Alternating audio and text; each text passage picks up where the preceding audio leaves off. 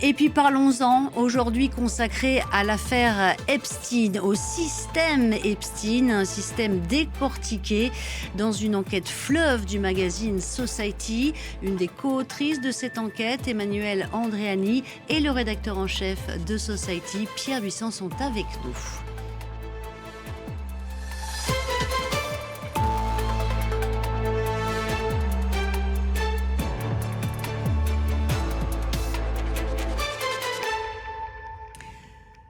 Le système Epstein, l'enquête de Society, ça vient donc, ça c'était la partie 1 qui a été publiée donc il y a 2 semaines. La partie 2, vous pourrez la trouver dans vos kiosques aujourd'hui. C'est une enquête donc de Society, un labyrinthe de l'horreur. 3,5 millions de documents ont déjà été mis en ligne par la justice américaine et pourtant Jeffrey Epstein reste un véritable mystère. Comment fonctionnait son réseau d'exploitation sexuelle? Quelle était sa méthode pour mettre sous emprise autant d'adolescentes et de jeunes femmes? Pourquoi ces victimes qui ont parlé n'ont pas été écoutées? D'où vient sa fortune? Comment a-t-il pu devenir l'ami des riches et des puissants? Et puis, quelle place a joué Paris dans ce système? Eh bien, autant de réponses donc apportées dans cette enquête par Emmanuelle Andréani et Anthony Mansuy. Je vais d'abord m'adresser au rédacteur en chef. Pourquoi avoir décidé donc de lancer cette enquête alors que c'était avant la publication de ces millions de documents sur ce dossier par la justice américaine? En fait, à Society, on suit un peu les instincts des gens. Donc, on n'a pas vraiment décidé hiérarchiquement, les rédacteurs chefs, de lancer l'enquête. C'est plutôt Emmanuelle ça vient d'Emmanuelle. Et non, mais c'est vrai. Je pense qu'elle s'en rappelle même plus, mais il y a 6 ans, elle était venue m'en parler d'ailleurs en me disant « Mais quand même, je pense qu'on devrait s'intéresser à Epstein à Paris parce qu'il y avait son agenda personnel qui avait filtré sur Internet. Et il y avait des numéros français dedans. Et elle m'a dit « On devrait s'y intéresser. » Et moi, je m'étais dit « Non, mais c'est infaisable comme enquête, c'est impossible. » Mais Emmanuelle est têtue et courageuse. Et du coup, elle est venue nous en reparler il y a 8 mois en disant « Quand même... » Et là, on a dit oui. Et il y avait Anthony qui traînait à côté au bureau. Et il a dit « Ah, mais moi, ça m'intéresse aussi. » Et ces deux-là, qui n'avaient jamais travaillé ensemble, je pense, ou en tout cas très rarement, ont passé les 8 derniers mois à quasiment vivre tous les deux. J'imagine que oui, 2, c'était pas de trop. Et donc, ça vient de eux, en fait. C'est vraiment leur envie d'enquêter dessus. Et après, on l'a suivi. Et nous, on leur a donné les moyens de le faire, c'est-à-dire de leur donner du temps et de l'espace de publication. Parce que pour faire une enquête comme ça, au final, ça fait, je pense, 40 pages. Ça fait 2 fois 40 pages. C'est 80 pages d'enquête qui sont publiées dans un magazine. C'est quand même assez rare en France pour le dire. Et pour le faire, c'est 8 mois de travail, des centaines de témoins interviewés, des notes, etc. Et puis après, la mise en récit, l'écriture. Et ça, il faut... comme un roman, voilà, d'ailleurs, je confirme. L'objectif. Vous avez effectivement pu contacter, parler à divers témoins. Comment vous avez procédé? Comment vous avez réussi à faire parler toutes ces personnes? Je crois que, comme Pierre le disait, Society, c'est particulier parce qu'on travaille avec un temps long. On n'est pas dans l'urgence. Et je pense qu'on a réussi à convaincre certaines personnes de nous parler parce que ils ont vu que on pouvait créer une relation. En fait, on a eu le temps de créer une relation de confiance avec un certain nombre de gens qui, au début, ont bien accepté de nous dire 2 mots, puis 3, puis nous rencontrer, mais de façon totalement anonyme pour nous cerner. Et je comprends, c'est une affaire. En fait, ce qu'il faut comprendre dans cette affaire, c'est que les gens ne veulent pas parler parce que Epstein, c'est quelqu'un de radioactif. Donc, dès que votre nom est associé de près ou de loin à lui, vous êtes terrorisé parce qu'il y a une forme quand même de tribunal populaire sur cette histoire. Donc, les gens n'ont pas du tout envie d'être associés à lui. Donc, ils ont besoin d'être en confiance. Et donc, je pense qu'on a réussi à avoir des gens qui n'avaient pas parlé... parce que justement, on leur a bien fait comprendre qu'on n'était pas pressé. Grâce à ce temps long que vous accordez justement aux journalistes qui ont réalisé cette enquête. Dans cette enquête, vous mettez en lumière une méthode très rodée pour mettre sous emprise donc les jeunes adolescentes, les jeunes femmes. C'est ce que vous appelez une pyramide de la prédation. Elle se fait en plusieurs temps. Est-ce que vous pouvez nous la décrire? Alors, il y a les promesses, hein, ça voilà. démarre par des promesses. Ouais. Donc en fait, systématiquement, Jeffrey Epstein reçoit chez lui des jeunes femmes et leur fait miroiter des projets. Ça peut être un stage dans la finance, c'est souvent du mannequinat, mais ça peut être une rencontre avec quelqu'un d'important, parce qu'il fréquente des gens importants. Il a un gros réseau, on y reviendra Ouais. tout à l'heure. Hein. Ça peut être un rôle dans un film, parce qu'il fréquente des gens dans le cinéma aussi. Woody Allen, notamment. Voilà, c'est tout un tas de choses qui font que ces jeunes femmes se disent que c'est une opportunité pour elles. Et peu à peu, il les prend dans ses filets. Et ça arrive souvent en plusieurs temps. C'est-à-dire qu'il y a un premier rendez-vous de mise en confiance, un deuxième. En fait, parfois, ça prend des mois, parfois, ça prend des années. Et il y a des jeunes femmes qui n'ont été agressées sexuellement qu'après un certain nombre d'années parce que c'est quelqu'un qui n'est pas seulement un violeur et un prédateur, c'est vraiment quelqu'un qui est un espèce d'homme qui veut avoir...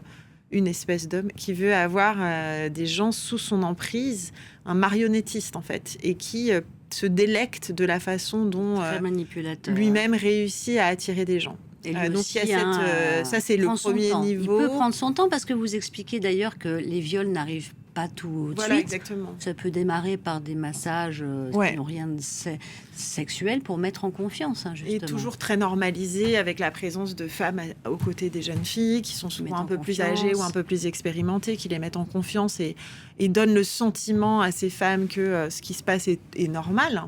Et puis ensuite, il y a des verrous beaucoup plus concrets qui vont être... de l'ordre financier. Il paye systématiquement toutes ses victimes. Peu à peu, il prend contrôle sur leur vie. Il les installe dans des studios, oui, voilà. À côté de son appartement, de ses appartements. Il devient une sorte de mentor pour des filles qui ont 18-20 ans, qui savent plus trop, qui comme tous les jeunes femmes ou les jeunes hommes à cet âge-là, sont un peu dans l'indécision par rapport à leur projet de vie, etc. Et lui, il arrive et il se présente en disant « fais ci, fais ça », comme un espèce de coach ou de gourou, en fait. Et peu à peu... alors, en plus, il faut quand même, de façon beaucoup plus concrète, noter que beaucoup de ces jeunes femmes sont étrangères, viennent souvent d'Europe de l'Est. Oui, notamment la chute du mur a fourni, d'une manière... avec donc, elles sont toutes ces jeunes filles isolées. En provenance d'Europe de l'Est, de Russie, etc. Oui. Donc, c'est des jeunes femmes qui sont isolées parce que leur famille est loin, issues de familles sans moyens, etc. Donc... elles n'ont pas de contact, c'est-à-dire en fait c'est beaucoup plus facile de vous retrouver sous l'emprise de quelqu'un quand vous êtes isolé dans un pays, vous ne connaissez pas les gens, vous n'avez personne vers qui vous tournez. Il y a ça aussi, ils contrôlent leur passeport, ils contrôlent leur visa, etc. Donc c'est tout un système. Le deuxième étage de cette pyramide donc de la prédation, c'est il les dépouille, ces jeunes filles, ils dépouillent leur proie de toute humanité. Ouais, alors en fait c'est terrible parce que quand on parle aux victimes ou quand on lit les emails, ce qu'on découvre en fait, c'est quelqu'un qui profite du fait qui adore voir ses victimes les briser mentalement en fait. Et il fait vraiment, c'est vraiment le manuel du parfait manipulateur psychologique, c'est-à-dire qu'il les encense et puis après il les humilie. Il les pèse, il les juge, il est absolument odieux avec elles et en même temps, il les met sur des piédestals. Donc en fait, c'est franchement... Vous parlez d'une persécution des corps et des esprits. Ouais. Et vous avez rencontré donc une témoin que vous appelez Inès et vous dites des années après, après sa mort, elle est encore complètement traumatisée. Et ça, vous avez pu le constater chez beaucoup de témoins. Ouais, et au-delà en fait de la... Bon, évidemment que les agressions sexuelles et les viols, c'est des traumatismes très forts. Mais il y a quelque chose, on sent, qui est encore très prégnant, c'est les humiliations et le fait d'être comme ça. Parce que, donc, Inès, en l'occurrence, Jeffrey Epstein prenait un plaisir complètement malsain et pervers à la présenter auprès de certaines personnes comme son esclave. Il disait, regarde, ça c'est mon esclave, quoi. Et c'est vraiment une humiliation. Comment est-ce qu'on peut... Enfin, c'est un survivre psychologiquement, un truc comme ça. C'est-à-dire, vous êtes trimballé, on vous dit que vous êtes l'esclave. Et effectivement, elle devait se rendre disponible à toute heure, du jour et de la nuit pour lui. Et moi, ce que j'ai vraiment ressenti, c'est que cette humiliation-là, elle était très dure à surmonter, quoi. Enfin, parce que c'est très dégradant, en fait. Et alors, le dernier étage donc, de cette pyramide de la prédation, et là, c'est aussi d'une perversité extrême, c'est que il convertit ses victimes en rabatteuses. Elles deviennent elles-mêmes complices de ce système Epstein. Alors, c'est le cas depuis Palm Beach, en fait. Dès Palm Beach, donc à Palm Beach, il avait recruté, donc il y a eu une enquête de police qui a eu lieu en 2006 là-dessus. C'est l'affaire qui l'a fait condamner pour la première fois et puis après la deuxième fois finalement aussi, enfin qui l'a fait arrêter. L'affaire de Palm Beach, en fait, déjà, c'est des mineurs là vraiment de 14-15 ans qui sont recrutés dans les bas-fonds, enfin les mauvais quartiers de Palm Beach, 10 Palm Beach, et très vite, donc c'est en gros Epstein leur propose $200 pour venir lui faire des massages qui en fait deviennent assez vite des agressions sexuelles. Et en fait, très vite, il leur demande de recruter des jeunes filles. Il les paye le double, quoi, dans le cas où il ramène des copines de l'école, quoi. Et il y a même une jeune fille qui distribue des flyers dans la cour de récréation avec écrit « Gagnez $200, faites un massage à un homme riche », quoi. Et en fait, ce truc-là, c'est deux choses qui vont ensemble, c'est-à-dire le fait de les payer et le fait de les rendre complices. C'est vraiment les deux moyens qu'il a trouvés pour avoir le moins de chances possible de se faire dénoncer par la justice. Parce que si vous payez des victimes, ça passe pour de la prostitution. Ça peut passer juridiquement pour de la prostitution. En tout cas, c'est comme ça qu'il s'en sort en 2008. Et il fait croire que c'est de la prostitution. C'est le fait de les rendre complices. Ça crée une forme de culpabilité chez les jeunes femmes qui se disent, si je parle, moi aussi je vais être ennuyée. Et puis par ailleurs, j'ai reçu de l'argent, donc c'est compliqué de dénoncer. Toutes ces jeunes filles, elles sont là à sa disposition. Il y en a plusieurs en même temps sous la main. Est-ce qu'on peut parler de lui comme d'un véritable obsédé sexuel, d'un sexaholique? Alors en fait, c'est compliqué parce que la notion de... c'est un sujet un peu délicat. La notion de besoin et d'obsession est un peu complexe. Ce qu'on peut dire, c'est-à-dire qu'en fait, il n'y a pas vraiment oui, il existe des addictions, mais c'est-à-dire qu'en fait, on n'a pas envie de présenter cette sexualité comme une pathologie parce que d'une certaine façon, ça le dédouanerait et ça le présenterait. Alors qu'en fait, c'est plus qu'il bénéficie, on va dire, d'un système qui fait que, comme il a de l'argent, comme il est puissant et comme il a accès à ces mannequins, parce qu'il s'insère très vite dès les années 80 dans le milieu du mannequinat, il a la possibilité de rencontrer toutes ces jeunes femmes et il s'appuie sur ce système, sur toute cette industrie du mannequinat, sur toutes ces jeunes filles de Palm Beach qui sont issues de familles pauvres, etc., pour nourrir sa folie, en fait, cette espèce de sexualité complètement étrange. Et le problème que ça pose, c'est l'impunité avec laquelle il a pu le faire. C'est-à-dire que quand il est condamné à Palm Beach, qui purge sa peine entre 2010 et 2012, après il arrive à Paris, enfin en tout cas il se replie à Paris, et de 2012 à 2019, alors que si vous tapez son nom sur Google, vous avez déjà des enquêtes médias, de Vanity Fair, etc. Il continue comme si de rien n'était. Il continue comme si de rien n'était, mais en toute liberté, parce qu'il a construit un système de prédation. C'est pour ça que c'est important. C'est pas simplement l'histoire d'un homme qui a et de son obsession sexuelle. C'est l'histoire d'un système de légitimation de cette prédation et d'impunité autour de son cerveau qui est Epstein. Mais c'est pas simplement Epstein, c'est tout ce qu'il a permis autour de continuer à faire ce qu'il faisait. On va revenir justement sur ce système et sur son réseau. Je voudrais qu'on revienne sur un aspect qui peut a priori sembler un peu graveleux, mais qui en fait ne l'est pas du tout. C'est une question, on va dire, d'anatomie. Je vous propose qu'on regarde une vidéo. Il est interviewé par des avocats, je crois, des parties civiles. On l'écoute et on en parle après. Vous nous expliquez pourquoi vous avez choisi finalement de parler de ça. On écoute. Monsieur, selon la police, un témoin a décrit votre pénis comme étant de forme ovale et qu'en érection, il est épais à la base, mais plus petit au niveau du bout, le qualifiant ainsi comme étant en forme d'œuf. Ce ne sont pas mes mots et je m'en excuse. L'audience est ajournée. Comme on l'a dit, cet élément est... J'aimerais pouvoir continuer. Donc c'est quelque chose que l'on peut lire dans cette enquête. Donc il a, on va dire, une espèce de malformation de son sexe. Pourquoi vous avez choisi d'en parler? Parce que finalement c'est pas anodin, c'est pas graveleux, ça a une implication sur ce qu'il est et le mal qu'il fait subir à ces jeunes femmes. En fait, c'est quelque chose qui a du sens. Déjà parce que ça figure dans les auditions des victimes. Si cet avocat en parle à Jeffrey Epstein, c'est parce que lui-même a lu des auditions où c'était écrit. Les victimes en parlent souvent parce que ça implique une forme de sexualité et de viol qui est particulière. C'est-à-dire qu'en fait, Jeffrey Epstein ne viole pas ses victimes par pénétration, mais il se masturbe devant elles ou sur elles, ou il les viole, mais par pénétration avec des objets. Ce qui fait qu'en fait, c'est pas un détail graveleux dans le sens où, dans l'esprit des victimes, dont je rappelle que beaucoup sont étrangères, issues de pays où on parle difficilement de ces choses-là, etc. Comment dire ? Ça peut sembler moins grave, voilà. C'est ça ? Et surtout, en fait, c'est des filles, il faut se mettre dans la tête d'une fille de 14 ans ou une fille de 18 ans ou qui n'a pas une sexualité encore très... qui n'a pas beaucoup d'expérience, etc., qui voit ce monsieur plus âgé, qui a une malformation, qui par ailleurs présente un peu les choses comme s'il fallait lui rendre un service. Enfin, c'est un peu étrange comme façon d'être.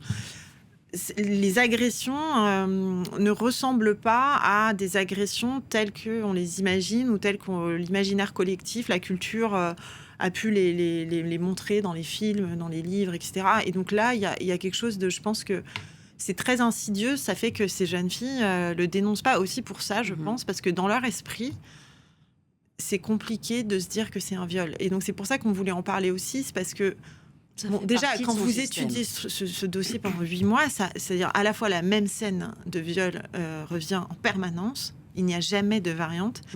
Et deuxièmement, cette malformation revient en permanence. Et je pense que ça dit quelque chose de cette affaire. C'est pas anodin, en fait.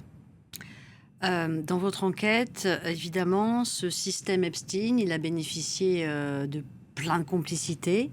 Vous revenez notamment sur un homme français. Vous penchez sur le cas de Jean-Luc Brunel. Il est patron à Paris d'une agence de mannequins et c'est un élément clé de ce système Epstein.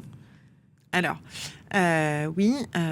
Donc, nous, ce qu'on sait, c'est que Jean-Luc Brunel et Jeffrey Epstein se rencontrent au milieu des années 80 à bord d'un avion. Ils sympathisent. On a plusieurs victimes qui nous placent Jeffrey Epstein dans l'appartement de Jean-Luc Brunel dès les années 80. Cet appartement est considéré comme un des QG de tout un tas de soirées qui se développent dans les années 80 dans Paris. Qui est un peu une capitale à la fois du luxe, de la mode, mais aussi, on va dire, d'un côté plus obscur de ça, de ce milieu-là, qui est de grands dîners où il y a des jeunes femmes très jeunes à qui on demande de s'asseoir à côté de monsieur beaucoup plus âgé. Voilà, il y a tout un tas d'hommes puissants qui viennent à Paris pendant les Fashion Week pour profiter d'une certaine façon, entre guillemets, mais quand même, de jeunes femmes, très belles, qui viennent essayer de lancer leur carrière de mannequin. Donc Jean-Luc Brunel est un des acteurs de ce milieu-là à l'époque. Et nous, ce qu'on a constaté au cours de notre enquête, c'est que il se trouve que beaucoup de jeunes femmes qui ont été victimes de Jeffrey Epstein sont passées par les agences de Jean-Luc Brunel. Les deux étaient très proches. Jeffrey Epstein a soutenu Jean-Luc Brunel pour fonder son agence de mannequins. Parce qu'il est pas... oui. Alors, Jean-Luc Brunel n'a pas été jugé. Lui aussi s'est pendu. Il s'est pendu en février 2022. Prison, Donc cette histoire reste une histoire inachevée.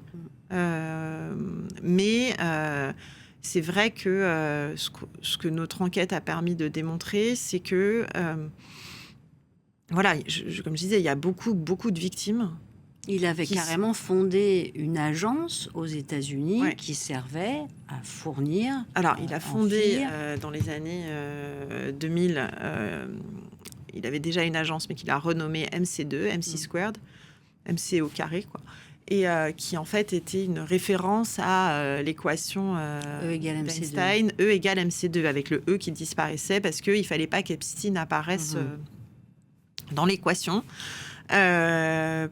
Et en fait, oui, cette agence, c'est vrai qu'il y a beaucoup de jeunes femmes qui ont été violées par Jeffrey Epstein, sont passées par cette agence, quoi. Et beaucoup des assistantes, entre guillemets, parce que c'est le terme qu'il utilisait pour légitimer un peu son trafic sexuel, Jeffrey Epstein, sont logées dans des appartements de mannequins de cette agence. Enfin, il y a énormément de... Donc oui, il y a une clairement beaucoup de... donc on peut imaginer qui renflouait contre...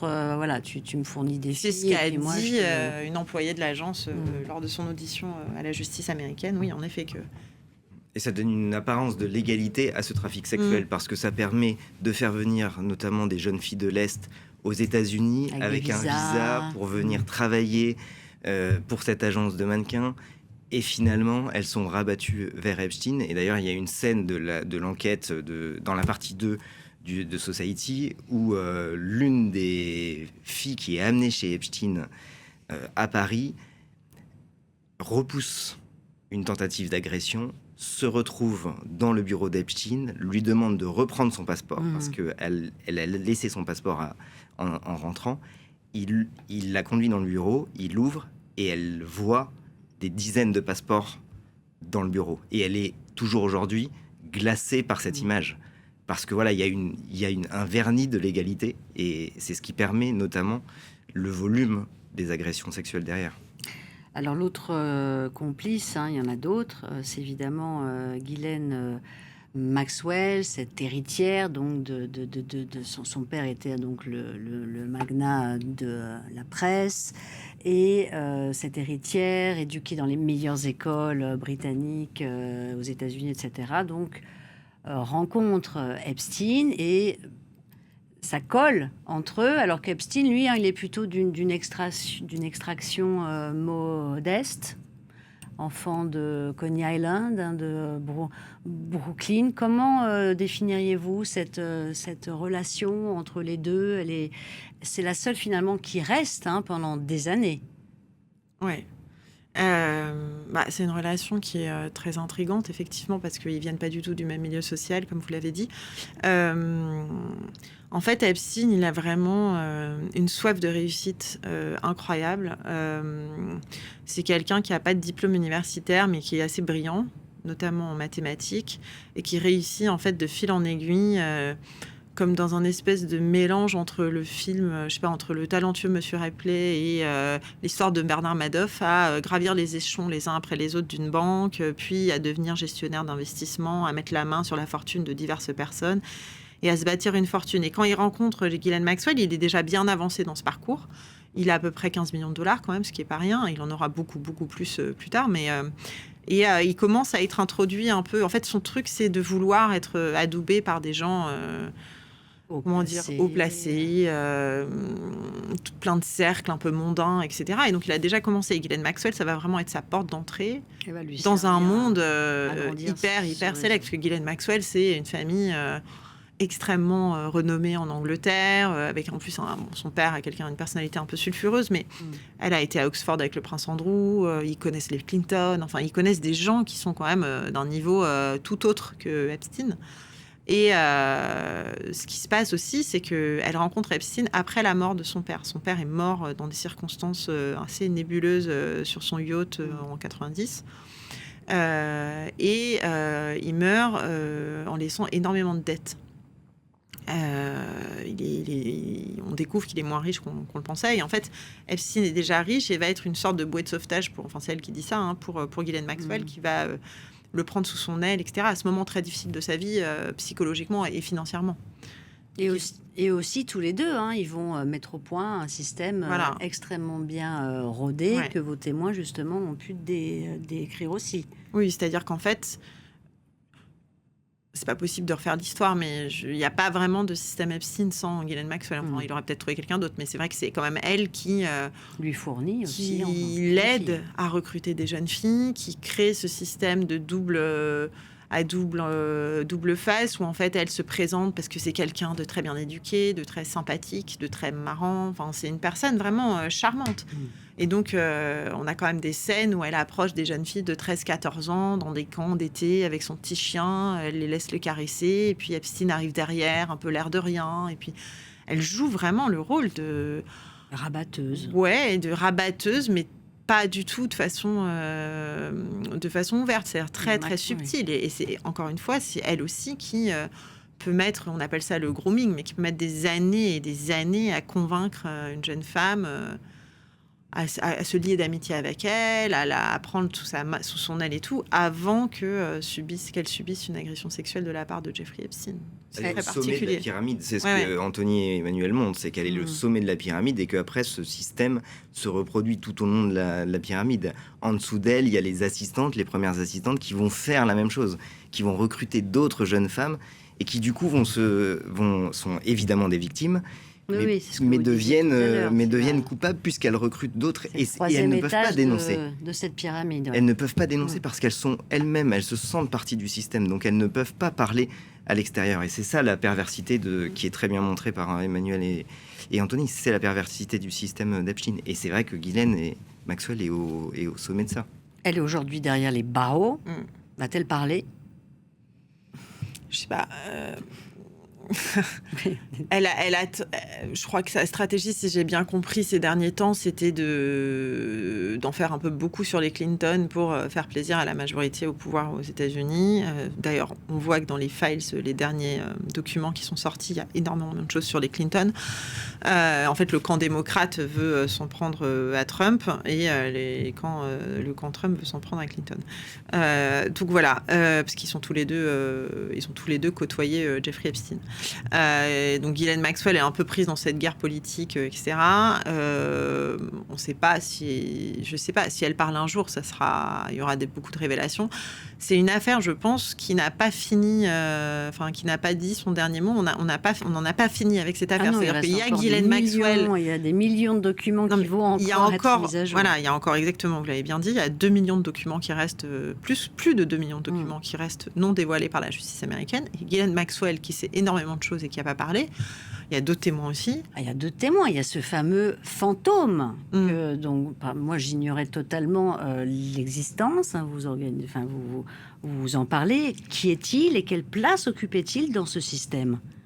Donc cet homme qui se fait... pas son nom. Alors voilà, il se fait appeler Daniel Siad. Il a témoigné récemment dans les médias pour se dédouaner parce que son nom est sorti... en fait, son nom apparaît 3000 fois dans les Epstein Files. Et clairement comme...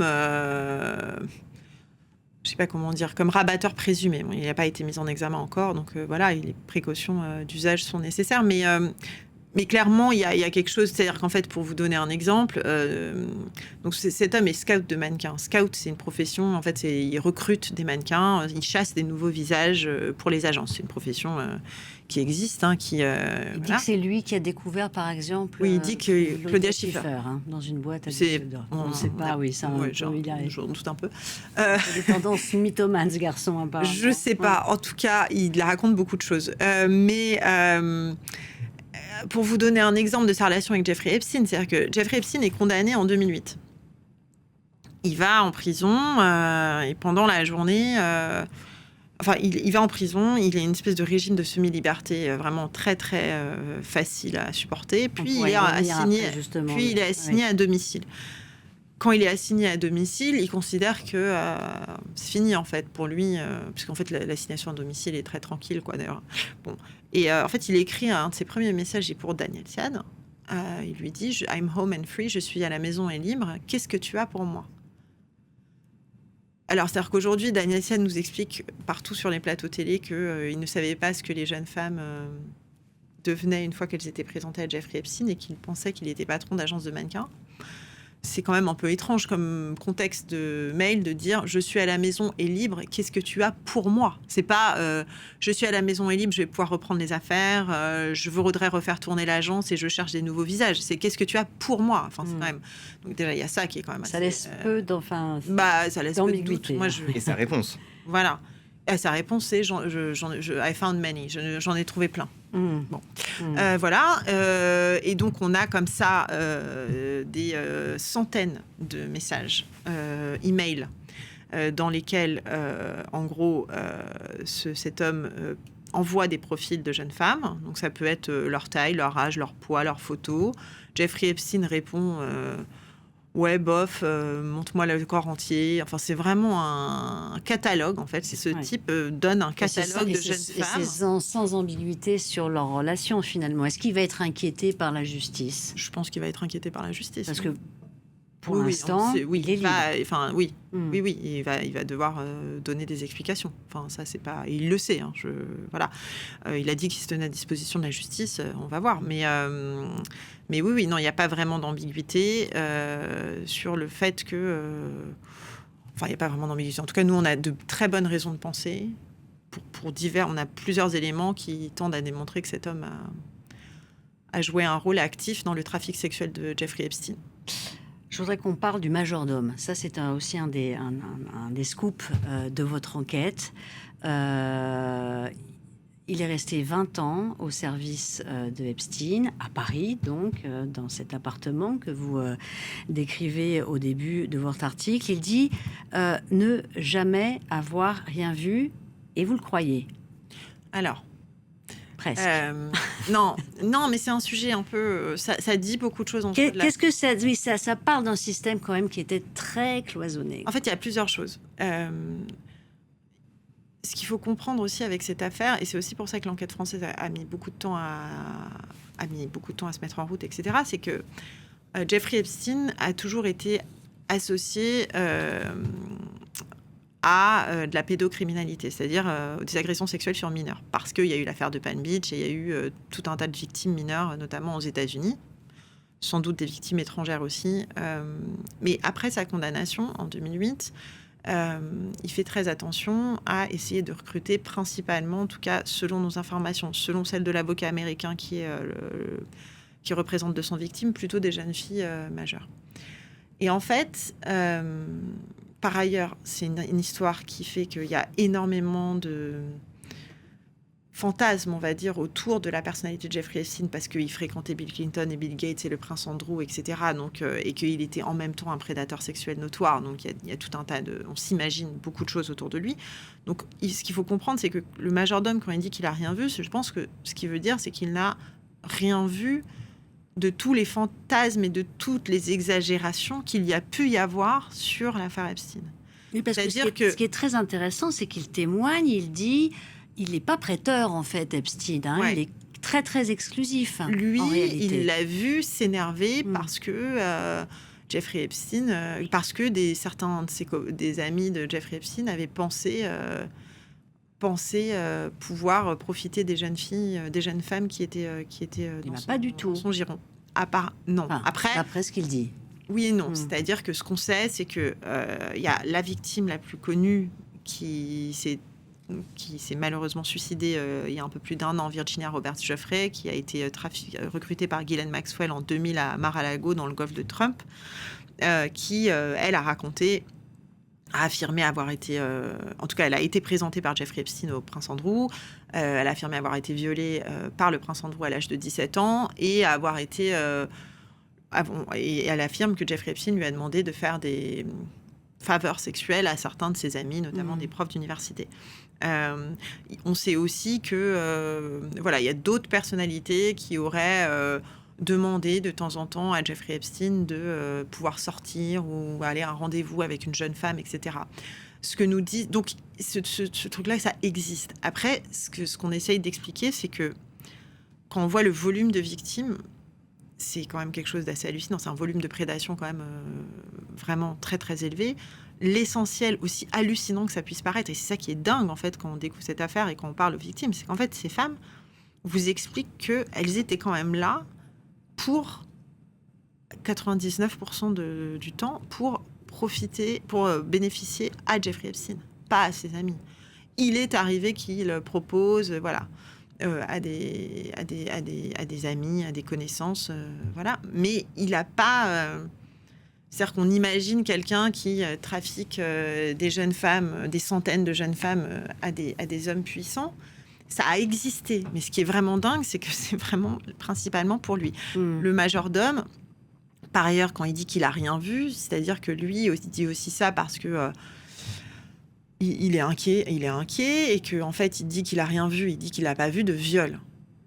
Mais en même temps... Oui, parce qu'il n'avait pas le droit de rentrer mais c'est-à-dire qu'en fait, en même temps, pièce, à quel homme... comment etc. Jeffrey Epstein n'aurait pas échappé à la justice pendant aussi longtemps s'il avait violé des jeunes femmes devant d'autres personnes. Personne ne viole ou ne commet d'agression sexuelle devant les autres. C'est pour ça qu'on a appelé ce chapitre Derrière les portes aussi. C'est-à-dire qu'en fait, les choses se passent derrière les portes. Derrière les portes, notamment de cet appartement parisien, hein, puisque là aussi, c'est tout un volet de votre enquête. Le volet parisien, justement, de cette affaire Epstein. On y revient en résumé avec Étienne Paponneau. La justice française, face à une tâche colossale, éplucher plus de 3 millions de documents du dossier Epstein pour identifier de possibles infractions commises par des ressortissants français ou sur le sol national. La procureure de Paris a annoncé l'ouverture de 2 enquêtes. On ne peut pas passer à côté de la révélation potentielle de faits qui seraient susceptibles d'avoir des qualifications pénales. Et donc, il faut être prêt à exploiter l'ensemble de ces données. Les enquêtes se divisent en 2 volets. L'un concerne les infractions financières, l'autre, la traite d'êtres humains. Un nom revient des milliers de fois dans les Epstein Files, celui de Danielle Siad. Eva Karlsson, ex-mannequin suédoise, l'accuse de viol et de traite d'êtres humains. Elle a déposé plainte. Sous le couvert de casting pour du mannequinat, Danielle Siad est soupçonnée d'avoir été l'un des principaux recruteurs en France des proies de Jeffrey Epstein. En 2014, il lui écrit ceci. J'avais 2 filles de Suède, une Slovaque, 2 Françaises et Katia la Russe, celle à qui tu as parlé, et une belle Chinoise. Cette correspondance a duré jusqu'à la mort du financier américain en 2019. Danielle Siad affirme aujourd'hui qu'il n'a rien à se reprocher. Autre dossier, celui d'un très proche de Jeffrey Epstein, l'agent de mannequin considéré comme l'un de ses principaux rabatteurs, Jean-Luc Brunel. Mis en examen pour viol sur mineur et harcèlement sexuel, il s'est donné la mort en détention en 2022, avant d'être jugé. La justice française veut aujourd'hui réanalyser intégralement son dossier à la lumière des fichiers publiés par le gouvernement américain. Un diplomate français est aussi dans le viseur de la justice, Fabrice Edan.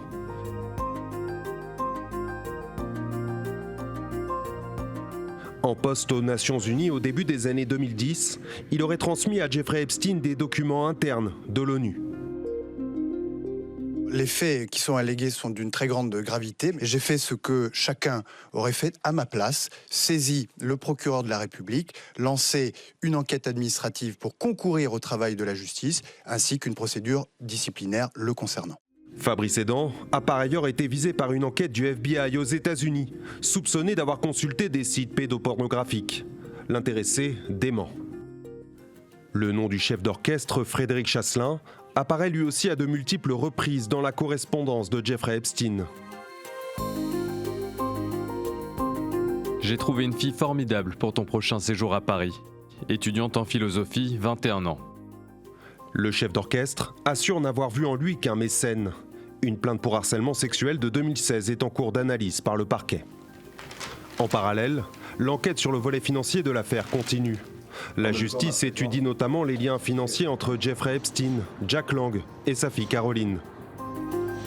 Après plusieurs jours de flottement, l'ex-ministre de la Culture a finalement démissionné de la présidence de l'Institut du monde arabe à Paris. On voit que le volet français de cette affaire, de ce système Epstein, il est loin d'être anecdotique. Oui, c'est quasiment même un cas type à étudier pour comprendre comment ça fonctionne. Et c'est ce que montrent bien Emmanuel et Anthony dans leur enquête. Ils le font un peu de deux manières. En fait, Epstein, c'est vraiment un type qui a construit un système, il est intelligent, et il sait profiter, je dirais, des vanités et des faiblesses des gens. Et Anthony Emmanuel le montre à travers un peu deux exemples à Paris, très clairs. C'est la manière dont il procède avec Jack Lang et la manière dont il procède avec Ariane de Rothschild. Jack Lang, qui aime rien de plus que les mondanités, Epstein l'invite à bord de son jet, il lui donne de l'argent aussi, il lui commande un livre complètement bidon sur la culture, il le paye pour ça. À un moment, Jack Lang le sollicite pour financer la production d'un documentaire sur son œuvre. Et Epstein répond dans un des... C'est assez intéressant, parce qu'il répond dans un de ses mails, c'est pas un ami, il répond dans un de ses mails, il dit... versez-lui l'argent. C'est français. Oui. C'est français, il faut que je le garde dans mon équipe. Oui. Qu'il a besoin d'avoir ses... En fait, pour continuer à œuvrer et à maintenir son système, il a besoin d'avoir de l'argent, il a besoin d'avoir des réseaux de pouvoir. Et surtout que c'est après sa première condamnation, il a besoin de laver sa réputation. Exactement, donc c'est ce qu'il fait en France. Il essaye de reconstituer son réseau et... son objectif ultime d'ailleurs, ce sera l'Élysée. Avec Jack Lang, il se dit que ça pourra être... Ça marche pas trop. Et ça marche pas, mais il essaye de le faire. Et l'autre volet, c'est aussi de l'argent, évidemment, parce qu'il a besoin de continuer à avoir de l'argent, en tout cas l'entretenir. C'est aussi ce qui attire les gens auprès de lui.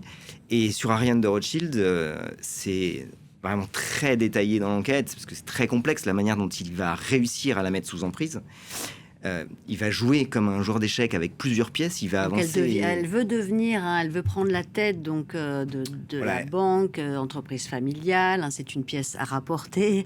Entre guillemets, elle va asseoir son pouvoir. Et Epstein devient un gourou. Il va devenir, selon les propres mots des témoins que vous avez interrogés. Il va jouer auprès d'elle cette carte et il va se rendre indispensable auprès d'elle.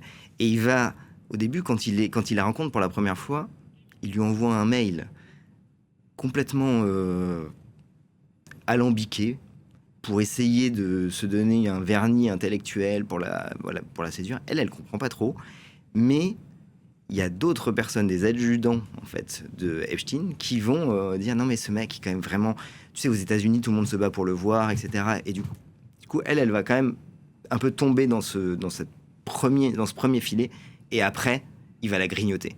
Il la grignote, et c'est la manière dont fonctionne Epstein. Et moi, je trouve que, en lecteur de cette enquête, c'est ça qui est fascinant et terrible. C'est la manière dont on voit, qu'on peut constater, la manière dont il va grignoter les gens, le cerveau des gens. Et Ariane de Rothschild, elle tombe sous l'emprise mentale de Epstein, qui agit comme une sorte de gourou. Et en quoi ça lui sert ? À la fin, à un moment, Epstein, il peut envoyer un mail à Peter Thiel en lui disant « Comme tu le sais, je conseille les Rothschild ». Et voilà, c'est ça le système Epstein. On le disait tout à l'heure et on va finir, il nous reste 1 minute. Plus de 2 millions de documents vont être normalement rendus publics. Jusqu'où va aller cette affaire, sachant que Epstein, Brunel sont morts? Qu'est-ce qu'on peut en attendre? Je pense qu'aujourd'hui, il faut d'abord se dire qu'il y a des centaines de victimes qui n'ont pas obtenu justice et qui n'ont pas eu l'occasion même parfois d'être entendus par la police et de pouvoir raconter leur histoire. Et donc je pense que la présence sur le territoire français dans des principaux rabatteurs présumés de Jeffrey Epstein peut déjà permettre... on espère en tout cas, après avoir parlé à toutes ces jeunes femmes qui ont été victimes depuis la fin des années 90 de cet homme, que ça va donner quelque chose sur d'un point de vue judiciaire, parce qu'il y a vraiment une très très grosse attente, je pense, de l'opinion, mais aussi des victimes. Jusqu'où ça ira, il y a beaucoup de questions qui restent ouvertes. Le principal intéressé est décédé, et son principal complice présumé, Brunel aussi. Mais voilà, il y a Maxwell qui sait des choses, il y a toutes ces files qui sont pas sorties, il y a la question qui se pose sur son amitié avec Donald Trump quand même. Et toute la volonté de ne pas tout publier, etc. Donc, est-ce qu'il y a des choses qui restent sur cette relation-là? Non, je pense qu'il y a beaucoup de choses qui peuvent encore sortir. Je vais vous citer sous le nuage radioactif, sursaturé du pire d'Internet, de la presse sensationnaliste. Il restera ces femmes, celles qui se sont tues, celles qui sont parties, celles qui ne sont plus là pour le faire, auxquelles personne jamais ne rendra ce qui leur a été pris. Merci en tout cas à tous les deux d'être venus nous voir, et donc cette vaste enquête fleuve à lire donc dans Society. Ça, c'était la première partie, et la partie 2 dans le kiosque ce jeudi. Parlons-en continue, on se retrouve pour un nouveau JT dans une quinzaine de minutes.